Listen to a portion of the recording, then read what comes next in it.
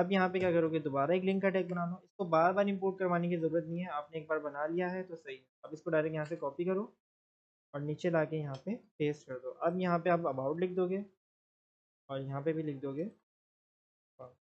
अब ये यूआरएल में लिखा हुआ आएगा इस तरीके का अबाउट, इस तरह ये राइट स्लैश में आ रहा है ना।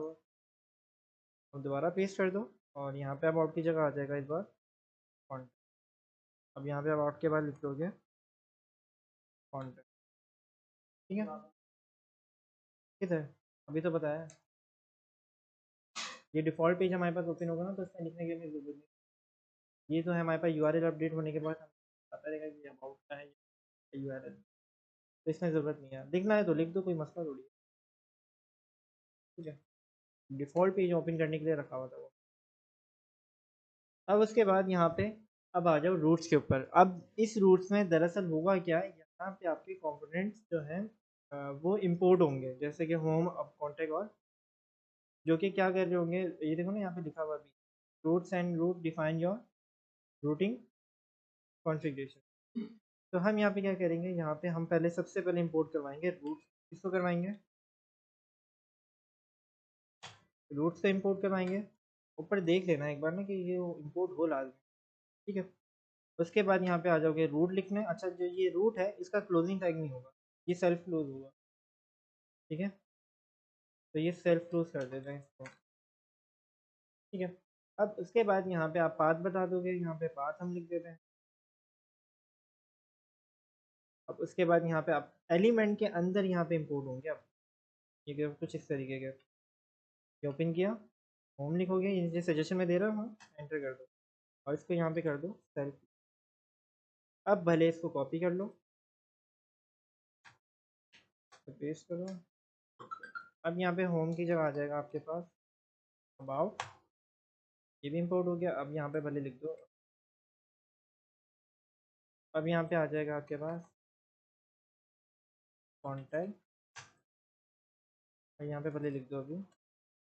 ठीक है, अब उसके बाद यहाँ पे हम इसको, चलो अब रन करके देखते हैं। अब इस हमारे पास आउटपुट क्या आया है तो अब इसको देखने के लिए कहाँ करोगे, नए बार को कहाँ इंपोर्ट करवाओगे अब देखने के लिए, इसमें किसको करवाओगे, पेरेंट में। तो पेरेंट में आ जाओ। अब देखो, जहाँ जिस जगह आप अपने कंपोनेंट को इंपोर्ट करवाते हो ना, वो उसी जगह दिखता है। फॉर एग्जांपल मैं अगर ये नैवबार को ऊपर इंपोर्ट करवाऊंगा तो मुझे नैवबार कहाँ दिखेगा, ऊपर दिखेगा। मैं अगर इसके नीचे इंपोर्ट करवाऊंगा तो मुझे नैवबार इसके नीचे नज़र आएगा। तो मैं क्या करूँगा, यहाँ पर आगे इस नैवबार को इंपोर्ट करवा देता हूँ। ठीक है, तो ये देखो पर आ रहा है। अब देखो, अब मैं यहाँ पे अबाउट पे क्लिक कर रहा हूँ तो मेरे पास यहाँ पे क्या आ रहा है, अबाउट। ये देखो यहाँ पे लिखा हुआ आ रहा है अबाउट। होम पे जाऊँगा, अब यहाँ पे क्या लिखा हुआ आएगा, ये यूआरएल अपडेट हो रहा है, ये यहाँ से आ रहा है। ये जो ऊपर तुमने लिखा था ना यहाँ पे, ये वाला,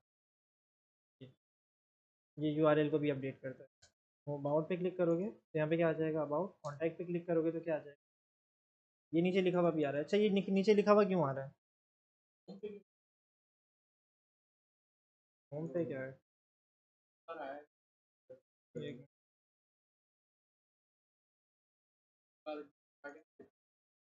हाँ, डिफ़ॉल्ट कभी तो मैं हटा देता